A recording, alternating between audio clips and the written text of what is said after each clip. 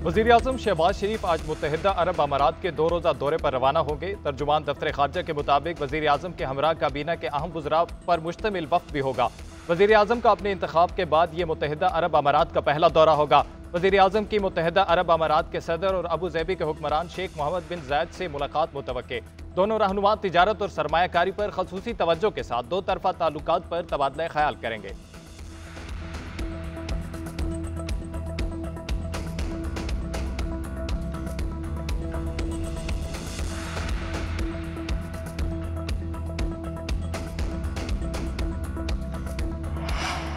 आइन की कोई हैसियत नहीं रही, पार्लियामेंट खत्म हो गई, जमहूरियत हार रही है। चाहते हैं सियासी माहौल में राब्ते बढ़ते जाएं, तलखियां दूर करने की जरूरत है। मौलाना फजलुर रहमान की मीडिया से गुफ्तगू, बोले मुल्क की सूरत हाल काबिल कबूल नहीं। उमर अयूब बोले पाकिस्तान में इस वक्त आइन नाम की कोई चीज नहीं है, आमरीत से मुल्क को देर पा नुकसान पहुंचता है। जमहूरियत और सियासी इस्तेहकाम से ही मुल्क में सरमायाकारी आएगी। हम चाहते हैं तमाम पार्टियां तहरीक तहफ़्फ़ुज़ आइन पाकिस्तान के लिए हमारे साथ चलें। असद कैसर बोले अदलिया के खिलाफ हुकूमती इक़दामात की भरपूर मुखालफत करेंगे।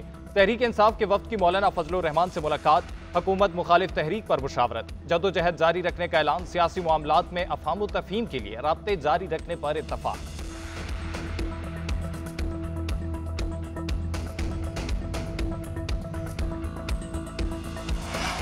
तहरीक इंसाफ ने रऊफ हसन पर हमले की FIR मुस्तरद कर दी, मामले पर जुडिशल कमीशन बनाना चाहिए। अपोजिशन लीडर उमर अयूब की न्यूज कॉन्फ्रेंस, कहा रऊफ हसन पर तेज धार आले से हमला किया गया, हमला दहशतगर्दी नहीं तो क्या है। आइंदा किसी रहनुमा पर हमला हुआ तो पूरे मुल्क में एहतजाज करेंगे। रऊफ हसन प्रेस कॉन्फ्रेंस में आबदीदा बोले मुझ पर हमला करने वालों का जाविया मेरी गर्दन का था, पूरी मनसूबा बंदी से हमला किया गया, मेरा जख्म भर जाएगा। फर्द आहद की अमरीत पर मुल्क पर लगे जख्म नहीं भरेंगे। रियासत ने जिस जबर और फसातियत का मुजाहरा किया उसकी मिसाल नहीं मिलती। जमहूरियत के धुएं के पीछे फर्द वाहिद की अमरीत कायम है। जो मेरे साथ हुआ वो बहुत मामूली वाकया है, मेरे साथियों के साथ बहुत जुल्म हुआ है।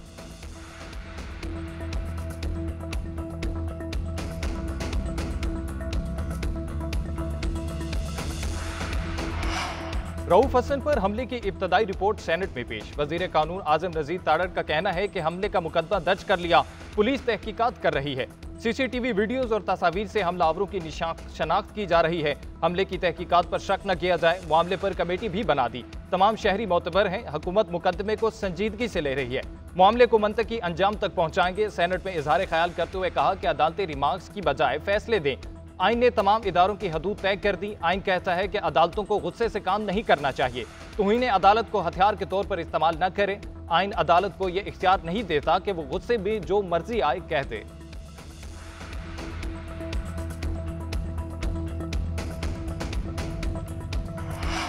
PTI रहनुमा हमाद अजहर ने रूपोशी खत्म कर दी। इस्लामाबाद में पार्टी के मरकजी सेक्रेटरीट में पहुंच गए। कहते हैं बानी PTI का पैगाम मिला कि अब आपके बाहर आने का वक्त आ चुका। मुराद सईद समेत तमाम रूपोश रहनुमा बाहर आएंगे। पेशावर हाई कोर्ट से जमानत करा के पंजाब में दर्ज मुकदमात में पेश होगा। हमाद अजहर को गिरफ्तार करने पुलिस भी पार्टी सेक्रेटरीट पहुंच गई। पुलिस के आने से 30 मिनट पहले ही हमाद अजहर पेशावर के लिए चले गए। पुलिस की पार्टी सेक्रेटरी स्टाफ से पूछताछ।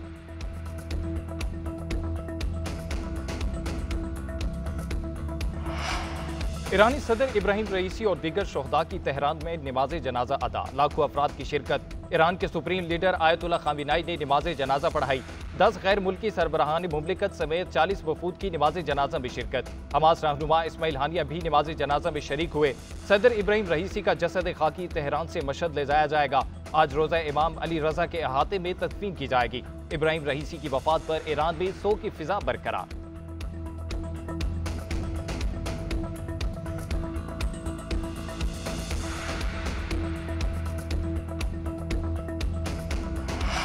सुप्रीम कोर्ट में नैब तरमीम केस, बानी PTI ने अदालत उज़्वा में ज़ाती हैसियत पे पेश होने की दरख्वास्त कर दी। चीफ जस्टिस को तहरीरी दरख्वास्त भिजवा दी गई।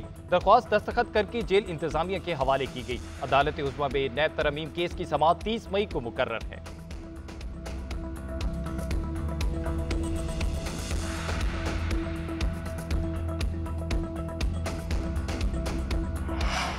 तहरीक इंसाफ के रहनुमा डॉक्टर यास्मीन राशिद की जेल में तबीयत खराब, ब्लड प्रेशर हाई होने पर कोट लखपत जेल से सर्विसेज हॉस्पिटल मुंतकिल। इमरजेंसी में इलाज मुआवजे के बाद वार्ड में भेज दिया गया। जेल की मेडिकल रिपोर्ट में यास्मीन राशिद को तशवीशनाक कैदी करार दे दिया। रिपोर्ट के मुताबिक गुज़िश्ता रोज से कुछ नहीं खाया, जिसमें पानी की कमी हो चुकी है। यास्मीन राशिद को लाहौर में जिना हाउस पर हमले और जलाओ घिराव केस में गिरफ्तार किया गया था।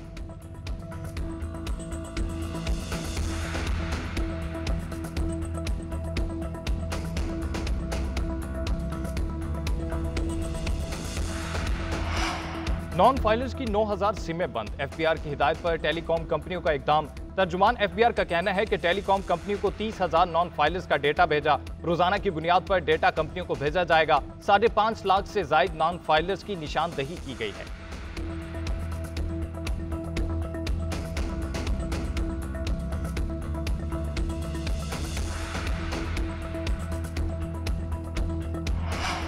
और पाकिस्तान और इंग्लैंड के दरमियान पहला T20 मैच मनसूख। लीड्स में बारिश की वजह से मैच मनसूख किया गया। टॉस भी न हो सका। दोनों टीमों के दरमियान दूसरा T20 मैच 25 मई को खेला जाएगा। उधर हसन अली को टीम से रिलीज कर दिया गया। वर्ल्ड कप स्क्वाड का हिस्सा भी नहीं होंगे। पीसीबी इलामिया के मुताबिक मैनेजमेंट ने फैसला किया है कि हसन अली काउंटी क्रिकेट दोबारा शुरू कर सकते हैं। हसन अली को हारिस रऊफ के बैकअप के तौर पर स्क्वाड में शामिल किया गया था।